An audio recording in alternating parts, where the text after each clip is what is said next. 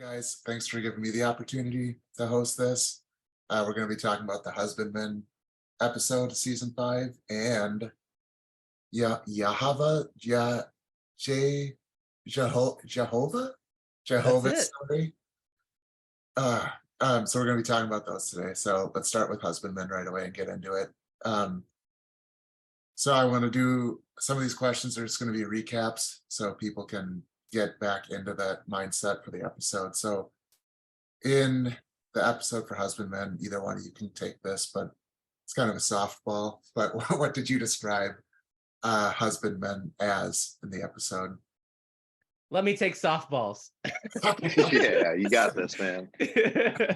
A husbandman is the worker of the land. That is our definition of what it means to be a husband. Yeah. So a worker of the land can be, actual physical land like a field or a vineyard or cattle or people. And essentially a husbandman's job is to help grow whatever they are working into being more of what they're made to be. So to be more productive, to produce more. And so that's what it means to be a husbandman. Thank you for that question, Simon. Thank you for answering it. Yeah, so we're going to start there. We're all on the same page. So then I want to ask both of you, what was your experience and understanding of what a husbandman was when you were growing up? So not that you were even conscious of it, but looking back at, I don't know how you saw your father or God or whatever, how do you feel like what was your experience with that whole concept? Yeah, thanks. Like, I wasn't conscious of it at the time. I think once I understood what God means by husband and husbandman, the journey I went on to changing the way I viewed that word is what really helped me understand what I had seen it as my whole life up until that point. And really, I think of it as just a farmer now. What I did and what I had to kind of burn away was this romanticized version of what it is. It's the part of a marriage covenant that feels these great emotions towards the woman.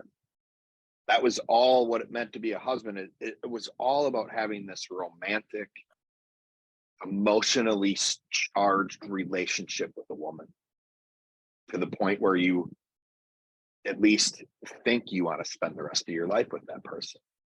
That was really, whether I saw that in my dad or not, that was what I believe, like the culture I was in was instructing me as to what it meant to be a husband. It was the man who's in love with the woman, and in love being this just emotionally charged feeling. Sure. That you better find the right woman where that feeling doesn't go away. That was the measure of all of it. What really messed me up was when all of a sudden I'm like, wait, a husband's a farmer, and thinking, the farmer probably enjoys when the fruit of his harvest is growing, but that's a hard job. And I doubt the farmer wakes up every morning feeling in love with the land that he's working. He loves the land, but does he feel this thing? So it completely changed what I saw the role of a husband and be. And it was very much, I guess, what you could see in like romantic movies and comedies and stuff. It's just this guy who's looking for the woman of his dreams, measured by how he feels about her, and not really doing anything to help her become this better version of herself. And nothing in the word husband or husbandman did I think had anything to do outside of just the male in a marriage. Sure. There's a clip of Jerry Seinfeld when he was on the Stephen Colbert show, and he was talking about one of his new projects or a bit in his stand-up comedy special or something. And Stephen Colbert is like, so how long were you husbanding that idea for this thing? Oh And yeah, great. he goes, husbanding? He goes, yeah, how long were you husbanding? What is this, the 1920s? Like, what are you talking about? But it was like, oh man, Stephen Colbert gets it. Like, how long were you nurturing and building this idea up into what it is now? So yeah, so I love that answer. Jonathan, is that a softball enough, or do you want me to move on? Do you want me to make it softer for you? I think growing up for me, what it meant to be a husband was a lot of what Joel was saying, where it's a husband is married to a wife, and a husband's job is to provide for the family. That was everything. So I grew up in a pretty great home. The older I get, the more I realize this was actually a really, really, really healthy and good situation that I had. The more people I talked to, so I'm super grateful for that. But my dad would tell me, number one, God is the most important thing. Number two, your mother's and my relationship. Number three is you guys. Hey, you made the top three. I know. Way. Yeah. But he goes, your mom is the most important thing to me and our relationship, and you guys are the biggest thing that I do. He would say, being a parent is full time. You guys are the job. You are the thing. You are, I will abandon all of this other stuff to be about you kids. He's like, you're the thing, okay? And being a parent is every day. And marriage is hard work. So that's what I actually grew up with my dad saying, and what a husband is, being in church, is this is a lot of work. This is a lot of hard work. This is a lot of consistent work. This is every day. And part of me was sitting there going, I don't think I want to do this. Yeah. And they're like, no. It's great. It is great. But it's a lot of work. And I'm like, yeah, but could I have that great stuff without all of that work stuff? Yeah. Right? But I'm like, Yeah. maybe there's a loophole to all of this. Mm-hmm. And so that's a big part of my story, is trying to find that loophole, because I think that I definitely got the commitment side, the work side, the farmer side, but it was much more of a celebrating the endurance of what the husband is able to endure, which is that, there is an element of that. There's an element of, can he endure the suck when it really, really sucks? Uh-huh. I think that what I learned later is just how, epic that release can be, or that the fruit can be, or that joy can be, as you do work, and what that work actually looks like.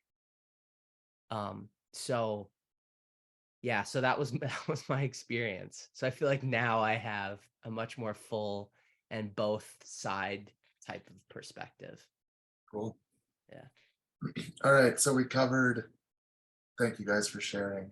So we got, the first question was basically, what's the right perspective on this? What was the final answer in the episode? So can one of you just really briefly give both other perspectives, what you guys call the strict side and then the loose side? Yeah, the strict side is just simply, I'm the boss. I'm in charge. You do what I tell you to do. You submit to me. Sure. and it's about being in a position of authority and power. It's really reversed who benefits in the marriage to benefiting the husbandman instead of benefiting the wife or the husbandry. So I think we may have even encouraged people to listen to the women in leadership episode where we talk about the difference between submission and subjection. The loose side is, it is this romanticized version of marriage where we're the same, husbands, wives, doesn't really matter, just as long as we get along and feel these great feelings. And it's not really growing anything. It's just, let's stay married, let's be married, because marriage is the key to the plan for happiness. And whatever, like we don't want to be husbanded necessarily, because the whole loose side of this argument is all about avoiding tension, avoiding confrontation. So it is just, let's just be in love and help each other feel as good as we can. As it relates to God being in that role, because ultimately this is about God being the husbandman. The strict side is just do what God's telling you to do, don't ask why. The loose side is God's love. Yeah, what's it mean that he's the husbandman, that he's the vine dresser, what have you? He loves you. That's what that means. So that's kind of the way either side would work as it relates to us humans being husbandmen, but ultimately with Jehovah, is he this wrathful dictator of a God, or is he just this enabling, loving God? That would be the two sides of that. Sure.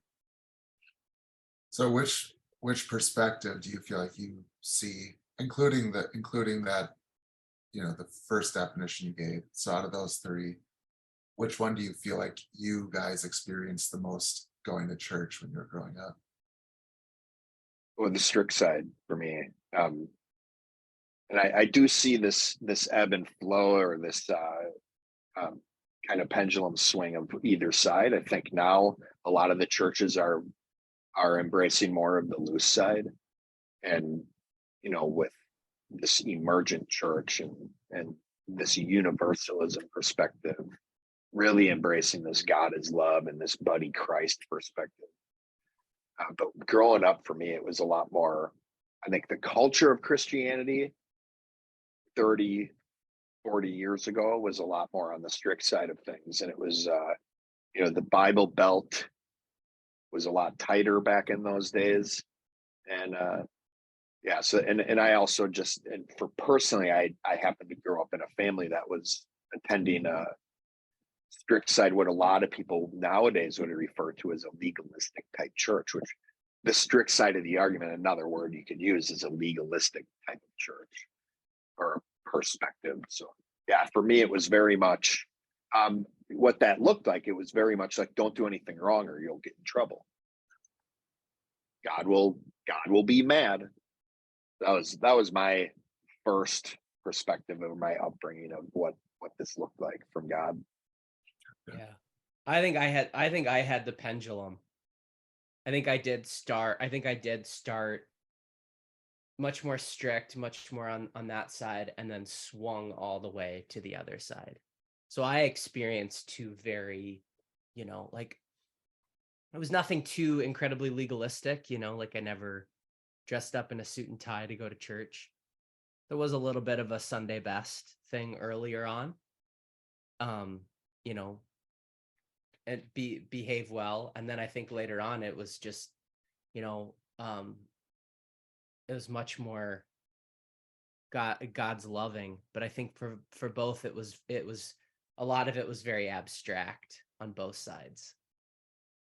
Like, he loves you, but don't mess with him because he's gonna, it's gonna be really bad for you. Yeah. Gotcha. But he loves you. He's a loving father, but don't make him mad. Just make him, make God happy, because you don't want to see him mad, type of thing. So in the episode, I feel like the concept was talked a lot about just in reference to the Bible and how it works in the Bible. And but how would you explain this concept, this healthy perspective of husbanding to somebody who doesn't go to church, or to somebody, who's just not interested in hearing about the Bible, in a way that it's still a benefit for them? I'll go right away, because I honestly, one of the I just got back from Italy on a vacation, and one of the things that I saw that really, like, it hit me so hard that I woke up, and I was up for like 3 hours in the middle of the night, like, or in the really early hours of the morning, from like 1 until 4. And I saw the statue of Michelangelo, or I'm sorry, that Michelangelo did of David. Yeah, yeah. So I saw that. So I saw the David. And I I stared at it for, what felt like 30 seconds, but it was probably, 5 or 10 or 15 minutes. And I just could And not still take not my, enough. no, I would go back to go see that today. Just to see that. Oh, yeah, So that sounds amazing. yeah, I was just like, I had one of these moments of just looking at it, and to hear that Michelangelo did that at 26 just like rattled my soul. And I was like, what the heck am I doing? This is where I started. What the heck am I doing with my life? To go, a timeless piece of art that he's created, and so much more. It's ridiculous. Yeah, and that's just one of his Right, masterpieces, like, whoa. Okay, so to see that at 26, but I wrestled. I was like up like 1 a.m, and I just was thinking and processing, and I felt like I was literally wrestling with God about my purpose and who he's made me to be, and all of this. And I just kept coming back to this image of David, like, while I was wrestling with that. But what do you want, and just kept coming back to this image.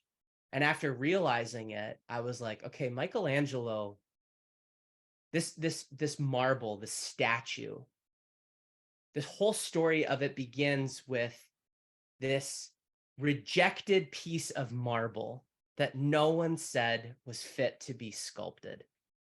And it's rejected. Michelangelo begs to use this piece of marble because he wants to sculpt with it. He thinks it's great. So what he does is he proceeds to work on this, to work on, not some Roman god or some Greek god or something. He wants to sculpt David out of it.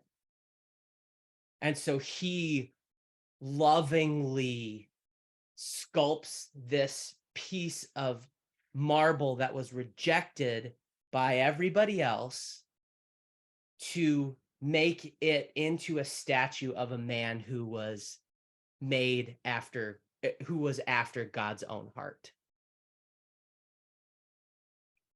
And I'm sitting here, thinking about this and going, all of these people from all over the world come to see this statue.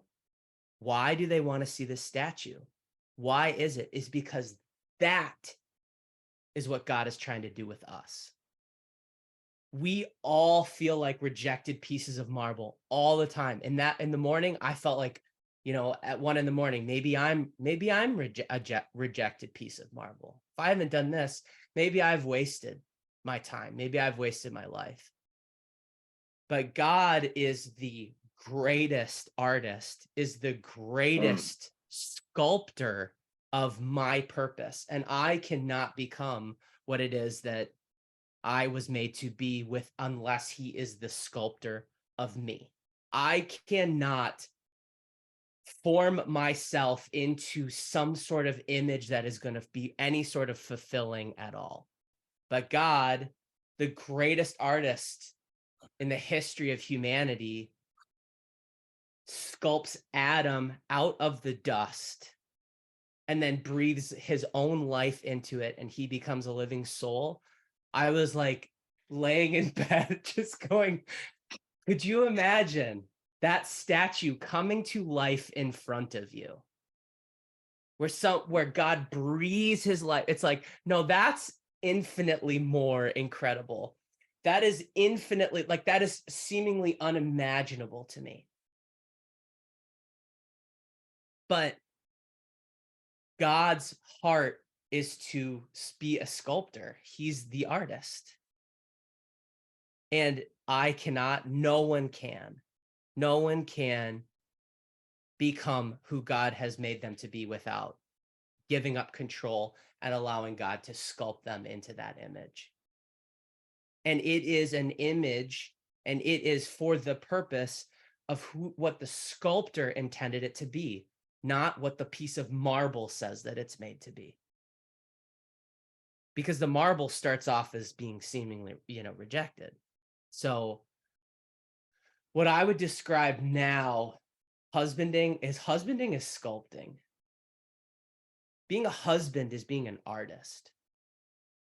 Is allowing God to work through you to create something incredible with another piece of art. And that is the ultimate joy of an artist, is to see that sculpture, that piece of marble, become what it was made to be. And so I just believe that Michelangelo's David is just screaming, like literally screaming, like the loudest I've ever heard it, about this is God's heart for humanity. And so people are flooding all around the world. Why? To experience God's heart for people. And God's heart is a husband. Joel, do you have a better answer than that, or should we just move on? I mean, I could be a little bit more academic behind it, and put some words, some doctrine behind his word picture there in the sculpting and artistry. I mean, it was amazing. That was an amazing answer. Thank you. But if I was to help people understand this outside the Bible talks about nourishing and cherishing. I would say caring and confrontation. If you want to even just apply that to the story of Michelangelo making sculpting this statue, he was the only one who wanted to care for this piece of marble. And I would say what that would look like. I don't know anything about sculpting, but I imagine he needs to bring that marble. You're telling me that you don't know how to sculpt? No, nor do I know anything about sculpting. Okay. But I'm going to do my thing, and I'm going to say a bunch of things that he's going to show you why. He'll show you why. Ready? All right, go. It'll make sense. It'll make sense. Watch this. This is a gift right here. Go ahead.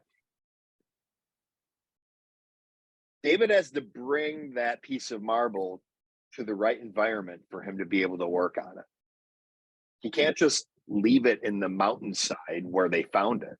He has to bring it to his studio. The environment around him has to be the right circumstances. He has to spend time with this marble, get to know this marble.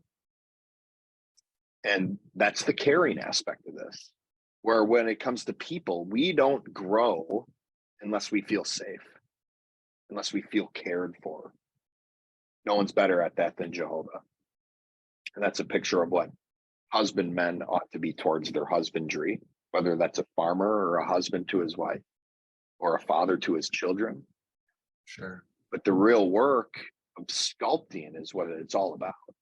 The carer is meant to help this person or thing or piece of marble be in a position for it to become that statue of David, or to become that apple orchard, or to become that amazing woman who God put this purpose within, that the husbandman gets the benefit and the honor of helping manifest through.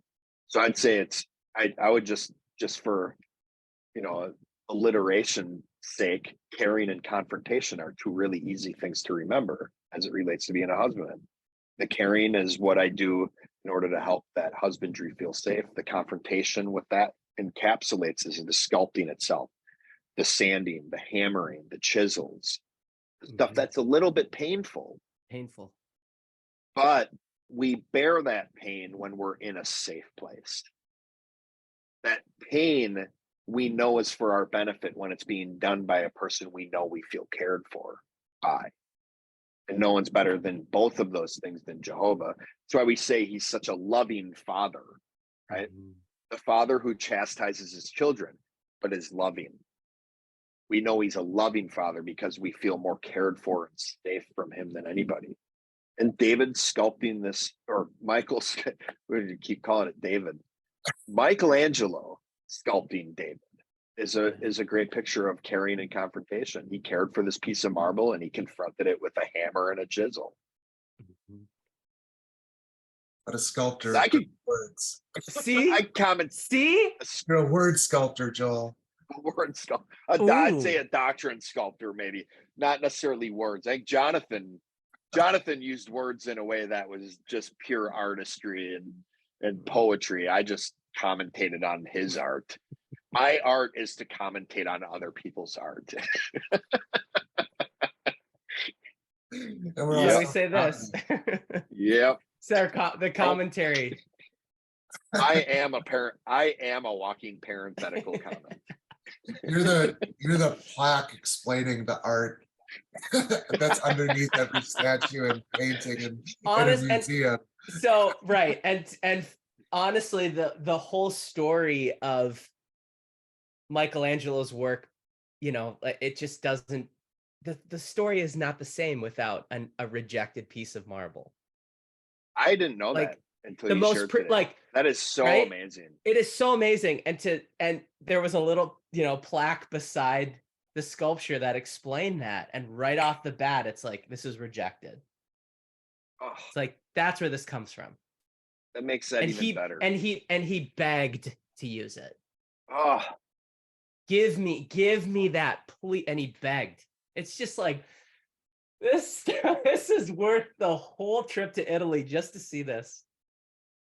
That's incredible. But yeah, we need that commentary. Without it, it would have just been a hunk of marble.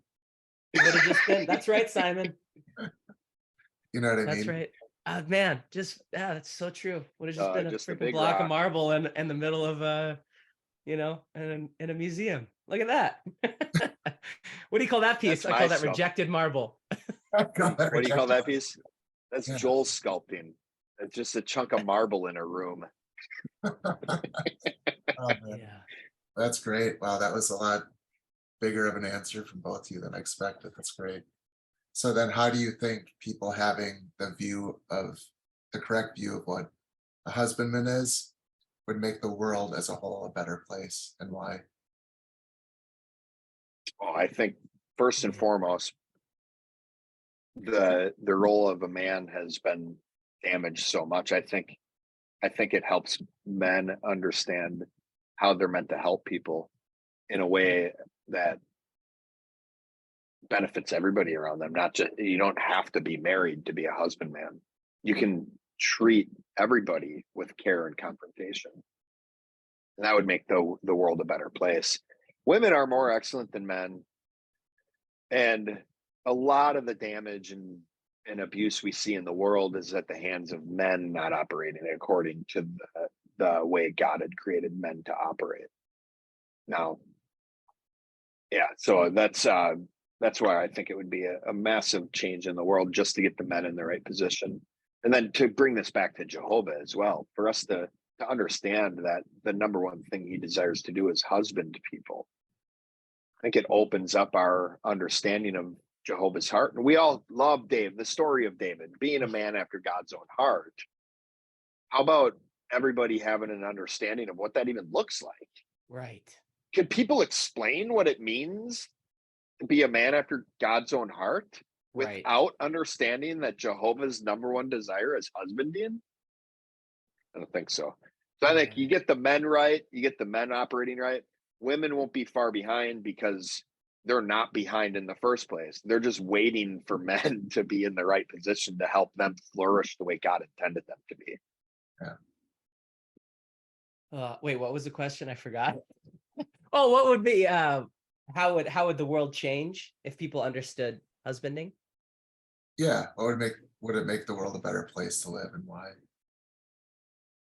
Yes, I think it would. See? See. And because what I think, I think at one in the morning in Italy, I had the crisis of humanity, which is, like, what is my purpose? Why am I here? If I, so on the plane, I watched a little bit of this documentary called The Subtle Art of Not Giving an F. There's a self-help book. And essentially it's like what I heard is you're not unique. You're not special. You're not like, stop trying to compare yourself to everybody else and look at the 1% of celebrities and all of these people who are doing these incredible things. You're average, you're normal. Just stop. Okay. Now there's a part of that is accurate, where it's like, stop comparing yourself to other people, because comparison is the thief of joy. Yeah. However, I'm not unique. I'm not unique. I'm not special does not resonate with me either, because I feel like I am an individual. So is there anything that you can help me understand that makes me an individual and different than you? Because I surely feel differently than everyone about certain things. And so to have that answer, and that to have it be broken down into, you do have a unique purpose that only you can fulfill, and you should not compare yourself to other people. It should be, your life ought to be, and the purpose of your life is to grow in becoming more of who you were made to be, not comparing yourself to other people, but you looking at yourself going, am I growing in being a better version of who I am, who Jonathan is, not who Joel or Simon is? And we have that answer. And the only way to really achieve that is to be husbanded, if you're a human, and then to be a husbandman if you are a male. It's not going to be, and this is Joel's point, it's not going to be satisfying. If you are a male, you are made to husband, and you're going to feel a void if you're not husbanding, because the people who are satisfied with their lives, who are men, are husbanding. Because when they see their husbandry accomplish something else, it's like, I will just weep over hearing, Morgan getting a promotion, or Morgan having a successful meeting, or Morgan achieving this, or Morgan becoming more Morgan. It's just like, when Morgan does that and my wife becomes something else, it is just so far exceeding the amount of joy that I experience in myself when I achieve something great. So I think, Simon, the short answer is purpose. Sweet. If we understand husbanding, we understand how to live out our purpose. How to be, if we're males, how to be husbandmen and how to grow in that. And humanity, men and women in general, is our job is just to grow and become this amazing piece of art. Sure. Men and women together. So, because at the end of the day, we are God is our husbandman. We are God's husbandry. We are God's building. Humanity together is a woman. Yeah. That is humanity. Humanity, I think, in a lot of ways is trying to be a dude, and they're botching it. Yeah. Because again, we are the marble. Humanity is the marble, rejected piece of marble. And here is Jehovah, the most amazing, incredible artist and husbandman that any of us could ever experience. And we're just going, nah, we're good. We'll sculpt ourselves. Thanks, bro. We'll just turn into this freaking stupid, ugly thing that is just like, that would go in 0 museums. And the people who allow that allow God to sculpt them are people who experience purpose and joy and energy and life, and it grows regardless of the conflict that they experience. Am I freaking ranting today? Oh, I love it. Thank you. I think both of these topics are such big topics that, we're over 30 minutes in, and we're still on the first one. So let's jump into the second one. And I think it's going to be a lot of carryover. And so we'll go maybe a little bit quicker through this one, even though it's just as, if not obviously more important, in my opinion. But so this is my favorite episode of What the Flock out of all the 5 seasons. Because I believe it explains the reason why I got frustrated and left the church originally and stopped going to church and just tried to stop being a believer in God existing at all, because it didn't make sense. And I think it's because I didn't understand this next topic. So Jehovah's story. So just going into it, why are we calling God Jehovah? Why is that the name we're choosing out of his 195,000 names or whatever he has in the Bible? I forget. Because Jehovah's his first name. You can see all the other ones are nicknames that describe some certain aspect of something he's done. And in fact, if you look at a lot of the other names of God, they actually describe more of the person that God's interacting with than God himself. Jehovah the provider. He's providing because someone else needs something. Sure. So Jehovah's his first name. And it has more of a meaning behind it that is attributed to who he is at his core anyways, the great I am, right?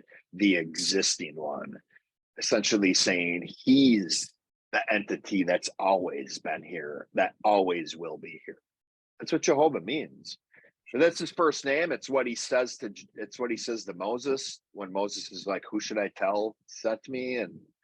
And more often than not, when the word Lord is used in the Old Testament, it's being translated from the word Jehovah.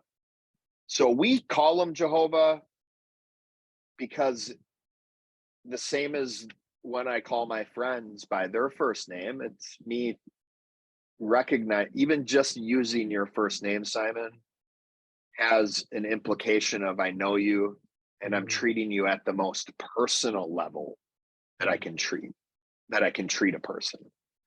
And when we know someone or are familiar with them or are close, we call them by their first name. That just what you just said was like, I'm not good with names. There's probably a lot of reasons why, which we won't go into right now.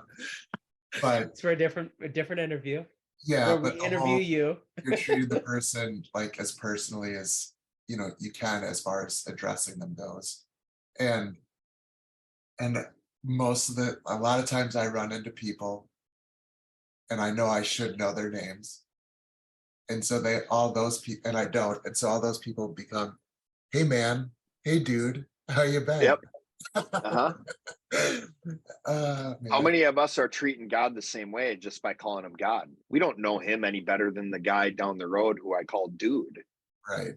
Yeah, exactly. God has become the same. Like, what is it? It's a title we give to this person that we've believed is all powerful. Yeah. That's what that means. Sure. And if you right, and if you read the Bible, it doesn't say that only one God exists. Right.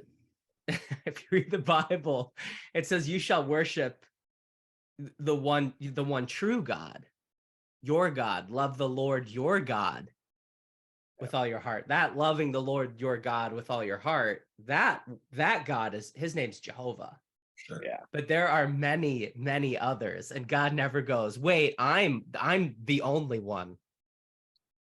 He goes, No, he goes, I'm the one true God. I'm the only one that's gonna actually help you. These other ones are they're not good people. They're not good gods, just to let you know. Or what are the three parts of the story again? every story has three parts, right? Characters, Yep. introduce the characters, then there's the conflict, and Okay, then the resolving the conflict. sure. So we're talking about the one true God's entire story with this topic, right? Yeah, yeah. Okay, cool. So, Joel, you had a line in this episode that made me laugh out loud, kind of like you just did before. But you said, quote unquote, the beginning and end of the story are where people's explanation of what God's intentions are go to die. Yeah. Oh, nice. And it was because you guys were right around how most of the time in church, and honestly, I think because of that, people's perspective outside of church, people that don't go to church, but feel like they know what Christianity is about, or the whole story of the Bible's about, or whatever, all focus on that middle section of the story, which is Jesus's story. So Right. Jesus's story is not Jehovah's story. And I feel like you guys made such a great did such a good job explaining that and helping people realize, at least for me, what the implications of that are. So one of my biggest issues with Christianity has this I realized early this is what my biggest issue was, and it was why I stopped going to church. And I still feel like Christianity as a whole has this issue, is that I don't feel like it does a good job of explaining what the benefits are of being a Christian. It tells you you won't go to hell. It tells you you won't burn for eternity, but and essentially it's like you get to keep your life, but the non-loss of something isn't, and it's not something, you Yeah. don't end up with something more just because you didn't lose something. Um, Right. So do you think that understanding Jehovah's story, or the entire story of God and what his intentions are, would fix that problem that the church has of not being able to explain what the benefits actually are and why that is? At the big picture level, yeah, I think we each, specifically have such a different uniqueness and a purpose. But how we all experience those benefits is the same way. And I do think the story, big picture, does give that answer. We're so focused on Jesus's story as Christians that it's actually, which is, and I'll be careful again, just like we were multiple times in the episode. We love Jesus' story. Without it, we wouldn't be able to partake in Jehovah's story. Totally. But it is just a small part of Jehovah's story. And yeah, we're Christians, followers of Christ, but we know Christ is the Son of God. We know he's God in his nature. And the journey we're on is really one that began with the entire Trinity, not just Jesus.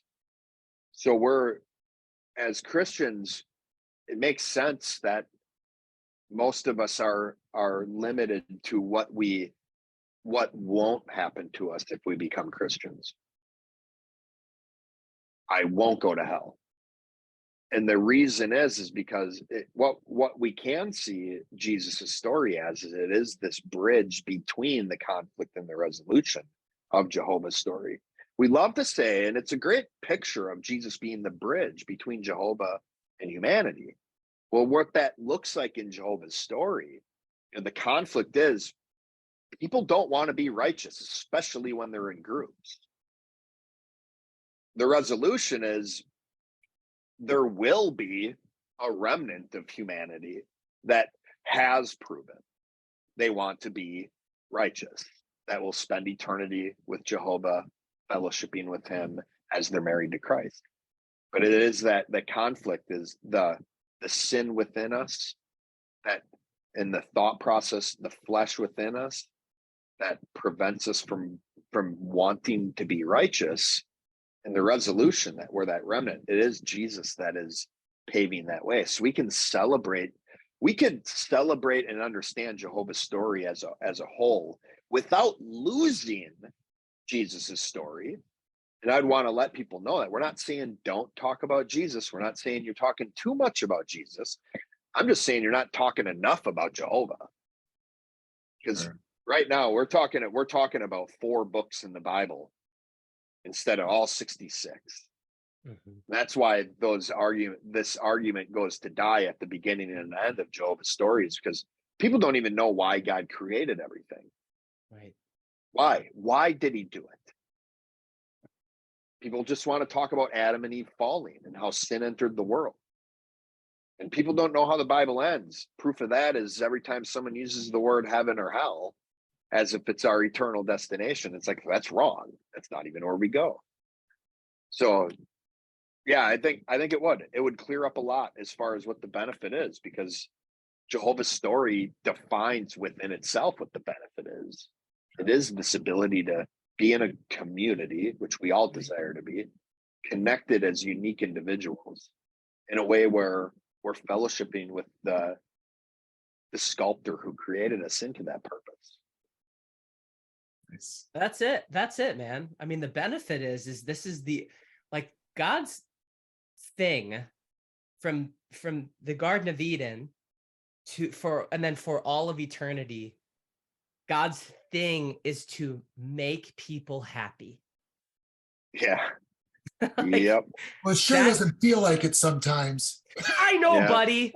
I know. I know, buddy. And is it possible that the reason why you don't feel good, is it possible, pal, that you feel so unhappy because you're not doing living the righteousness that you intrinsically know that you ought to be living? No. Nuh-uh. Oh. Nuh-uh. Ouch. I have a pain down my left arm. I always forget which hand it is. Is it your left? Yeah. I think Okay, so. it's your left. Okay. But anyway, that's what it is. It's just like God's thing. Is to make us happy. He's the only one that knows how to do it. Like, we don't know how to do it. We call that our plan. We've all Sure. done our plan, and our plans have crumbled, and they've left us feeling unhappy and miserable and sad and covered in bad Yuck. things. Yuck. Yeah. Guilt and regret. Guilt and regret. Yeah, we're a bunch of people walking around with that's a huge answer, isn't it? Or a huge conflict in the world is we're all walking around with guilt and we don't know how to deal with it. Exactly. So being guilt-free, living your purpose, Oh being yeah. who you are, having the It's answer a light for way to live. right? Who am I? Why am I here? Having those answers. Jehovah's story illuminates the path to all of the answers that humanity is trying to find. Right. Yeah, Yeah. that does. Yeah. Yeah. And I feel like that's where you get the benefit of everything. That's where it's like, if you just focus on the story of Jesus, like, it really doesn't speak to any of us being unique creatures. It doesn't. It's just, no, you're worth something. We can't explain why. Not that Jesus didn't, but you know, it's all focused on just bridging that gap so that we can be with God. But it's like, but why? Why the heck am I here? Why the heck? And nobody could ever tell me that. And so taking a backward step and seeing the bigger picture is such a big deal. It's changed my life, and I think that's why this is my favorite episode. But how does the concept of husbandman fit into Jehovah's story? I know we talked about how it's God, but how does this wrap? I feel like this wraps everything up. So maybe this is Did you ever just see? a question, but Did you ever see City Slickers? I have. So there's, this group of friends goes on this cowboy adventure, and the real cowboy who's leading them, his name's Curly, and he says there's one thing. And the whole movie is essentially Billy Crystal's character trying to figure out what this guy meant by this one thing. He never told him, but Billy Crystal found out for himself. What was cool about that whole concept was essentially Curly's point was everybody's going to have a different one thing. And what do you mean? What's your one thing? The one thing you should be focused on, the one thing intrinsically in you that's going to give you fulfillment and energy and happiness in your life. And Billy Crystal's journey is really a journey of figuring that out in that movie. Right. That one thing, we do all have that one thing. Jehovah's one thing is husbanding. Everything he's doing is either directly husbanding people or something else in order for him to be able to directly husband people. It's all about that. So you go, why did he create everything? This is my theory. I don't know how long eternity past lasts before God says, let there be light. But you have Jehovah, Jesus, and the Holy Spirit hanging around, sitting at a table together, bored out of their minds. They can't grow. They're all three perfect. They're all three right and just all the time, always completely. Bored out of their minds. And Jehovah the Father is like, all right, I need something to grow. We can't grow. I need something to grow. That's why he creates Adam and Eve. That's why he creates humanity. That's why Jesus comes to bridge the gap so that we can continue to be husbanded. And that's what Jehovah is going to do for eternity. This fellowshipping with the righteous bride is all it's all for this ability and this willingness Jehovah has to husband this group of people. That's where it is. It's like, so we have this story of Jehovah. What's his role in this story? Is the husbandman. Perfect. Cool. Yeah. Any closing thoughts then, or? This is awesome. Both of these episodes, they are completely tied together, and I think Joel just did an amazing job explaining that. That's a perfect summary. Yeah, I feel like I got the softball getting to cover these two episodes because they're so epic, and yeah. But all right, well, thank you guys. Thanks for what you do with the podcast, and thanks for letting me be a part of this. So appreciate it. Thanks, Simon. Yeah, thank you guys. Have a good day. Bye-bye.